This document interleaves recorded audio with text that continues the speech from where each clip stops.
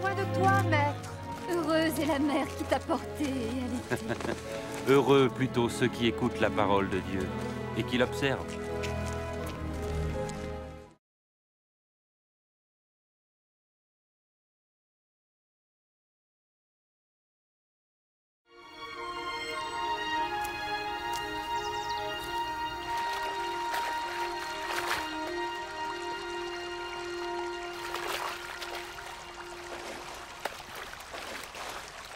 Apprends-nous à prier, comme Jean l'a appris à ses disciples.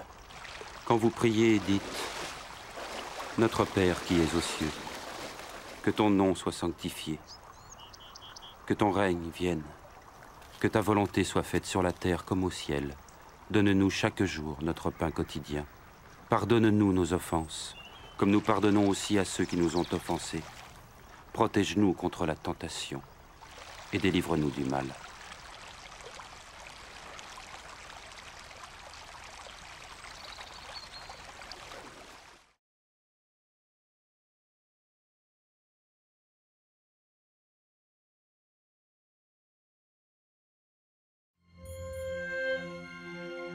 Dans les Saintes Écritures, Dieu déclare que le Messie viendrait pour être le sauveur du monde. La vie de Jésus prouve qu'il est bien celui dont les prophètes avaient parlé. Ésaïe a prophétisé que la Vierge deviendrait enceinte et qu'elle enfanterait un fils. Des siècles plus tard, la naissance de Jésus accomplissait cette prophétie.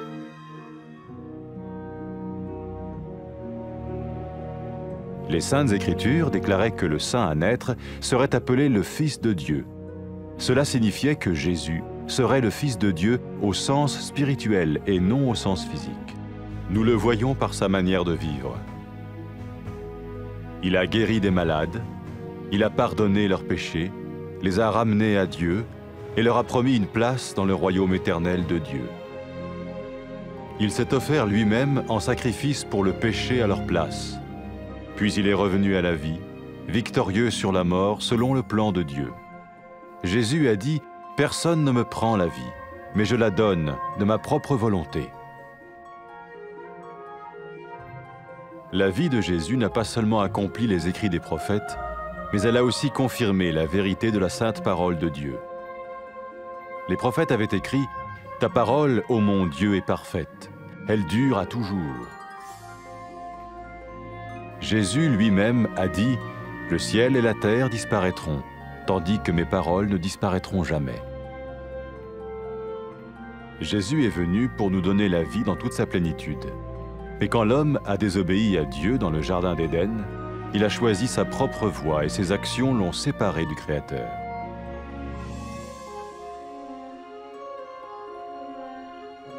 Les Saintes Écritures déclarent que tous sont péchés et que le salaire que paye le péché, c'est la mort. Il s'agit de la mort spirituelle, éternelle séparation d'avec Dieu. Mais tout comme Dieu a donné un bélier pour qu'il meure à la place du fils d'Abraham, ainsi il a envoyé Jésus, le Messie, mourir à notre place. Sa vie, sa mort et sa résurrection restaurent la relation entre Dieu et tous ceux qui mettent leur confiance en lui.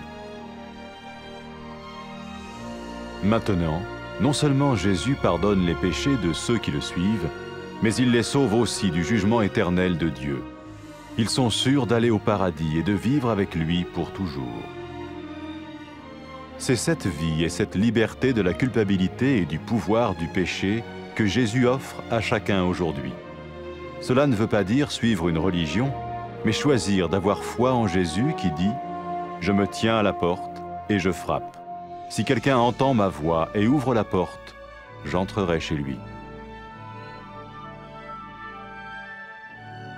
Cela veut dire se tourner vers Dieu et croire que Jésus vient dans nos vies pardonner nos péchés et nous rendre tels qu'il veut que nous soyons. Il ne suffit pas d'approuver intellectuellement ce qu'il dit, ni de vivre une expérience émotionnelle. Nous le recevons par grâce, au moyen de la foi, par un acte de notre volonté. Lorsque quelqu'un est prêt à suivre Jésus le Messie, il peut lui parler par une simple prière. Peut-être êtes-vous prêt maintenant à ouvrir votre vie à Dieu. Si oui, vous pouvez vous joindre à la prière suivante, silencieusement. dans votre cœur. Seigneur Jésus, j'ai besoin de toi. Merci d'être mort sur la croix pour mes péchés.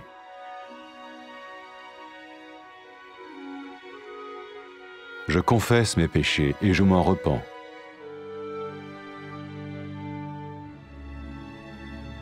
Je t'ouvre la porte de ma vie et je te reçois comme mon Sauveur et Seigneur.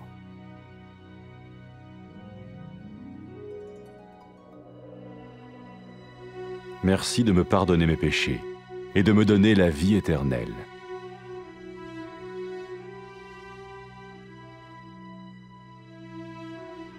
Fais de moi le genre de personne que tu veux que je sois. Maintenant que je deviens l'un de ceux qui te suivent. Amen.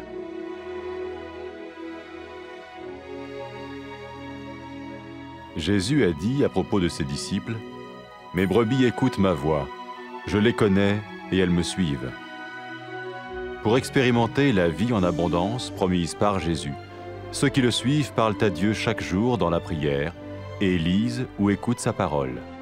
Ils parlent de lui à d'autres personnes et rencontrent régulièrement ceux qui l'aiment et le suivent. N'oubliez pas sa merveilleuse promesse. Tout pouvoir m'a été donné dans le ciel et sur la terre. Et sachez-le, je vais être avec vous tous les jours, jusqu'à la fin du monde.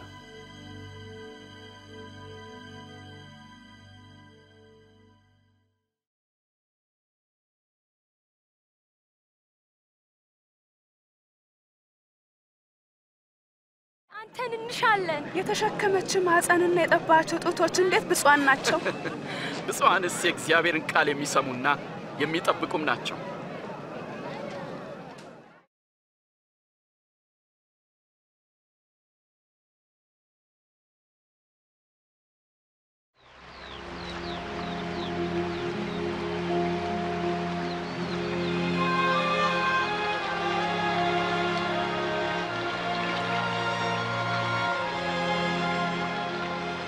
ዮሐንስ ደቀ መዛሙርቱን ጸሎት እንዳስተማረኝ እኛንም አስተምረን ስትጸልዩ እንዲበሉ በሰማይ የምትኖር አባታችን ሆይ ስምህም ይቀደስ መንግሥትህ ትምጣ ፈቃድህ በሰማይ እንደሆነች እንዲሁም በምድር ትሁን የዕለት እንጀራችንን ስጠን የበደሉንን ይቅር እንደምንል የእኛንም በደል ይቅር በለን ወደ ፈተናም አታግባን ከክፉ ሁሉ አድነን እንጂ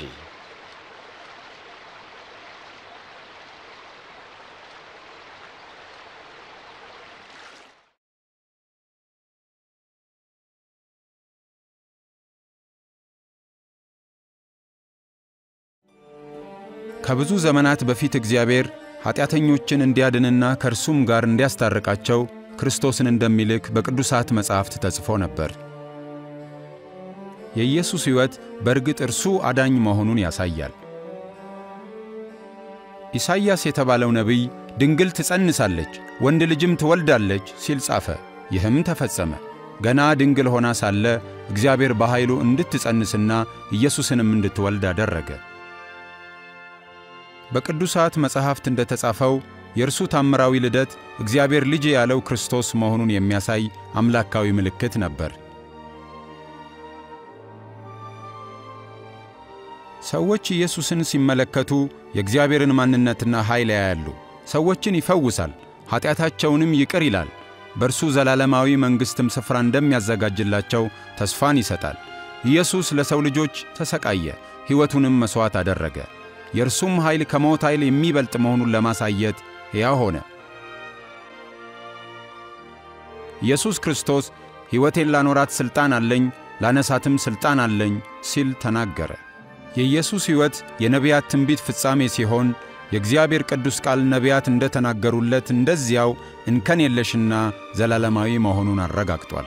በእርግጥም ኢየሱስ የእግዚአብሔር ቃል ነው። እግዚአብሔርም በኢየሱስ ክርስቶስ በኩል ራሱን ለዓለም ሕዝብ ገልጧል። ክርስቶስ ኢየሱስም ሰማይና ምድር ያልፋሉ፣ ቃሌ ግን አያልፍም በማለት ተናግሯል። እግዚአብሔር የመጀመሪያዎቹን ወንድና ሴት ሲፈጥር የነበረውን ያንን የተትረፈረፈ ሕይወት መልሶ ሊሰጠን ኢየሱስ መጣ። እነርሱ እግዚአብሔርን አልታመኑም፣ ትእዛዛቱንም አልጠበቁም። ይህም አሳፋሪ ድርጊት ከእግዚአብሔር ለያቸው። በመጽሐፍት የሰው ዘር ሁሉ ኃጢአትን ሰርቷል፣ የኃጢአትም ደሞዝ ሞት ነው ተብሎ ተጽፏል። ኃጢአትን ያደረጉ ሰዎች ከእግዚአብሔር ጋር በመልካም ግንኙነት ሊኖሩ አይችሉም። በአብርሃም ልጅ ምትክ እንዲሞት እግዚአብሔር ጠቦትን እንደሰጠ ሁሉ በአዳም ዘር ምትክ እንዲሞት ኢየሱስን ላከው።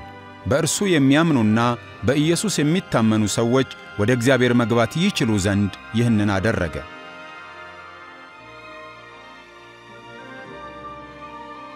ስለዚህም ኢየሱስን የሚከተሉ ሰዎች ከሲኦል ፍርድ አምልጠው ከእግዚአብሔር ጋር ለዘላለም ይኖራሉ።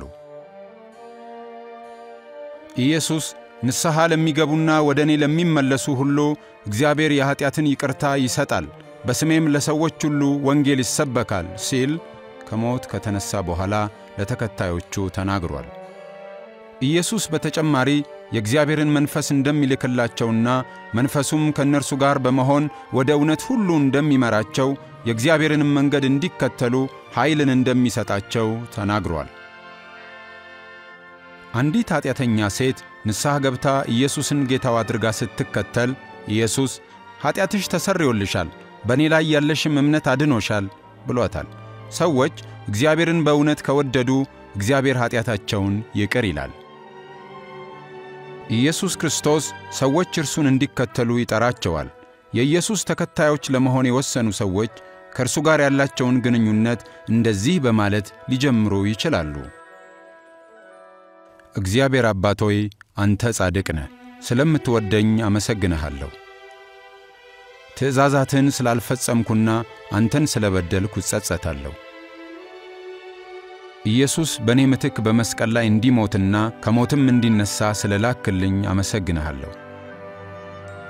እኔም ስለ ሠራሁት ኃጢአት እርሱ ስለ ተሰቃየልኝ አመሰግንሃለሁ። ያንተን መንገድ መከተል እፈልጋለሁ። ኢየሱስንም አዳኜና ጌታዬ አድርጌ አምናለሁ። ኃጢአቴንም ይቅር ስላልከኝ ወደ አንተም እንድመጣና በመንግሥትም ካንተ ጋር ለዘላለም እንድኖር በሩን ስለከፈትክልኝ አመሰግንሃለሁ። ቅዱሱን መንፈስን እንድትሰጠኝ እርሱም ከኔ ጋር በመኖር መንገድህን እንዲያሳየኝ በሙሉ ልቤ እንድወድህና አንተንም ደስ የሚያሰኝ ሕይወት እንድኖር ኃይልን እንዲሰጠኝ እለምንሃለሁ። በዚህ ምድር የሚኖሩ ሰዎች ሁሉ በሁሉም ስፍራ ያመስግኑህ። አሜን።